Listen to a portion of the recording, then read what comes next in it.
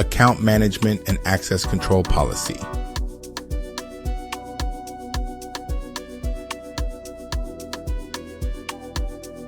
Hello everyone, welcome to our in-depth session on Account Management and Access Control Policy. I'm Dr. Kenneth Oramelli, and over the next 20 minutes, we're going to explore the technical underpinnings of managing user accounts and enforcing access controls within an organization. Whether you're an IT professional, a security analyst, or just interested in cybersecurity best practices, this session will provide you with the fundamentals you need to secure your systems effectively.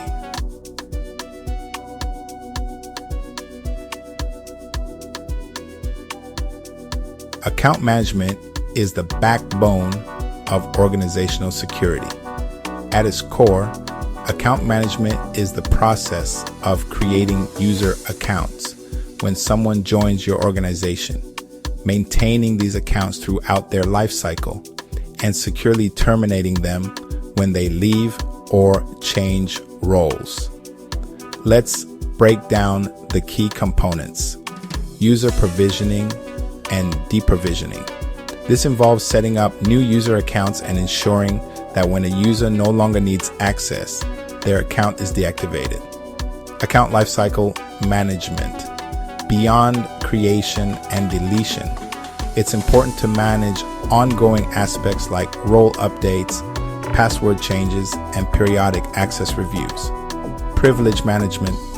This ensures that users have only the necessary access for their roles. Audit and compliance. Regular reviews and audits ensure your account management practices meet regulatory and organizational standards. Imagine an organization where accounts are not properly deprovisioned. Former employees might retain access, creating vulnerabilities. This is why a disciplined account management process is essential.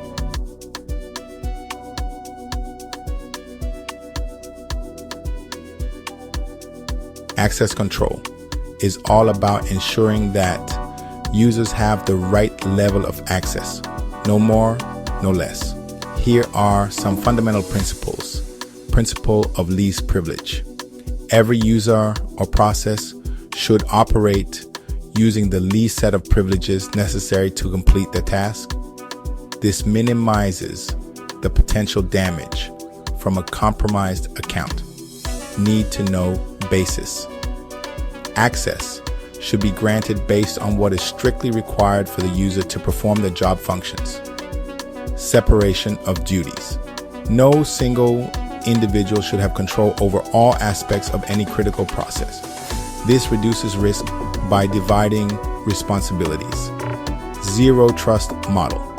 Rather than trusting anything inside or outside your network, every access attempt is verified regardless of its origin. Pause for a moment and think.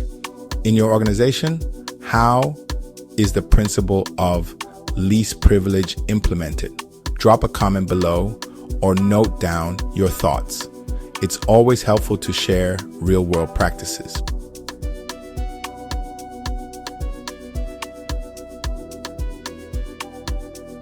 Each type of access control has its place. Discretionary access control gives flexibility to resource owners, while mandatory access control is ideal in environments where security is paramount and must be enforced system-wide. Role-based access control streamlines access by assigning permissions based on job functions, making it easier to manage large organizations. Have you worked with any of these access control types? Let us know in the comments or in your notes which one you find most applicable to your industry and why.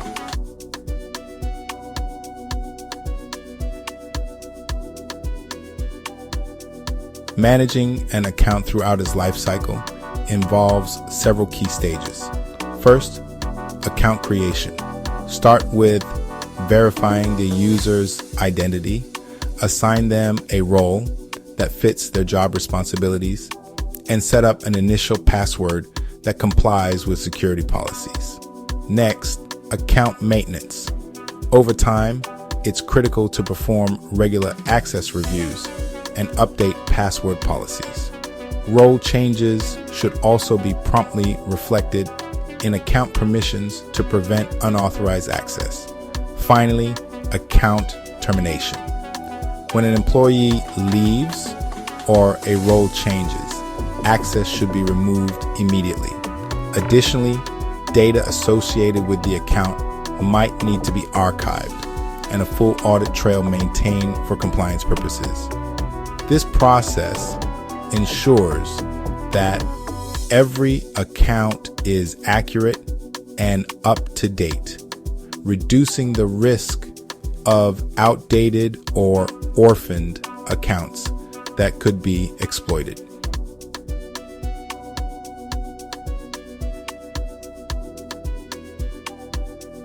Let's talk about password policies, an area that has evolved significantly over the years.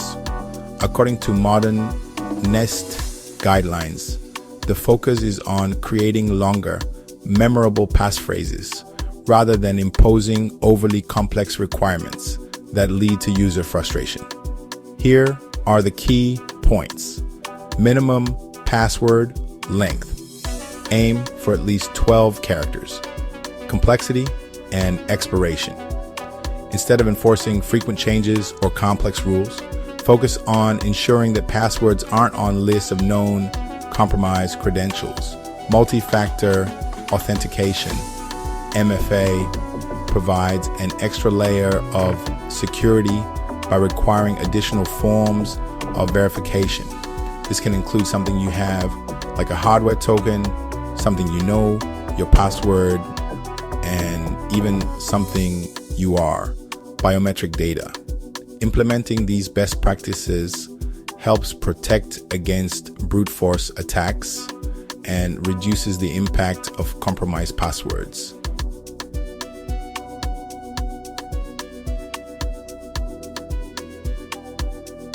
Effective monitoring and auditing are critical to maintaining the integrity of your account management policies. Key activities include monitoring and auditing. Monitoring involves keeping an eye on failed login attempts, which can indicate a brute force attack. Also, watch for privilege escalations or unexpected account modifications that might signal malicious behavior. Additionally, track changes in access patterns, which could suggest that an account has been compromised. When it comes to auditing, regularly conduct access reviews and generate detailed activity logs.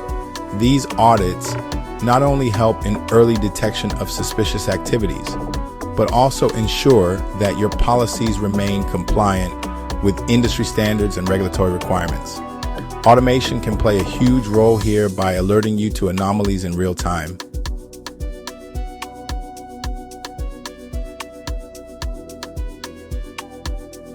No system is immune to risk. Let's discuss some common security risks associated with account management. Dormant accounts are accounts that are no longer used and can be hijacked if not deactivated promptly. Privilege creep occurs when users accumulate more permission than necessary, often due to changing roles or ad hoc assignments. Shared accounts, where multiple individuals share the same credentials, make it difficult to hold anyone accountable and increase the risk of misuse. Weak passwords, which are simple or reused, can be easily exploited.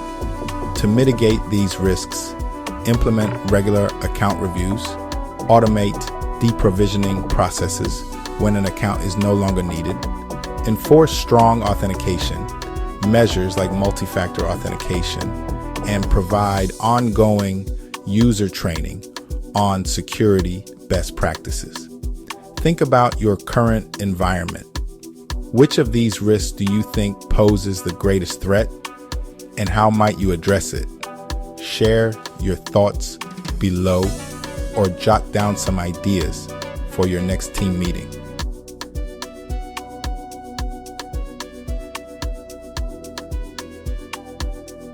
Implementing an effective account management and access control policy isn't an overnight task. A phased approach can make the process manageable. First, policy development. Create clear, comprehensive policies that reflect your organizational needs and compliance requirements. Next, stakeholder buy-in. Engage with leadership and key teams to ensure support for the initiative. Then, technical implementation. Deploy the necessary technologies and systems. Following that, user training. Educate your workforce about new policies and their roles in maintaining security. Afterward, continuous monitoring. Regularly monitor the system for anomalies. Finally, regular reviews. Keep policies up to date with evolving threats and business needs. Following these steps will help ensure a smooth and effective implementation process.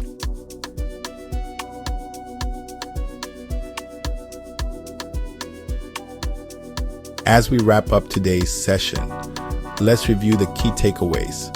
Account management is crucial. Properly managing user accounts is the foundation of a secure environment. Layered access control. Effective security is achieved by combining multiple access control strategies, continuous monitoring. Regular reviews and audits are not optional. They are essential for early threat detection, balanced policies. While it's important to secure your systems, policies should also be user-friendly to ensure compliance. I'd love to hear your questions and thoughts. If you have any queries or would like to share your experiences with these practices, please drop a comment below.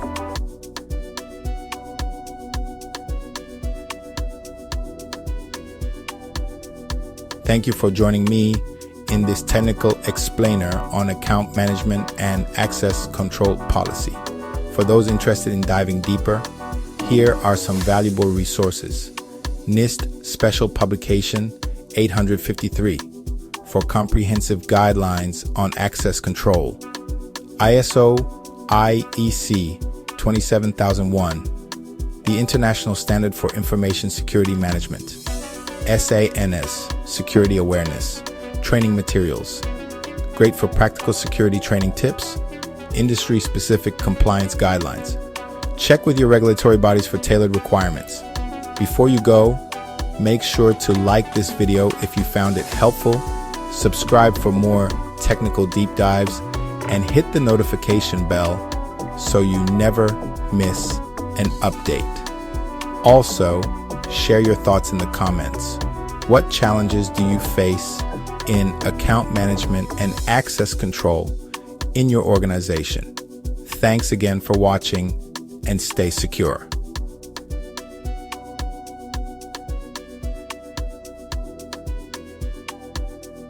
Title: subscribe, like, and share on screen text.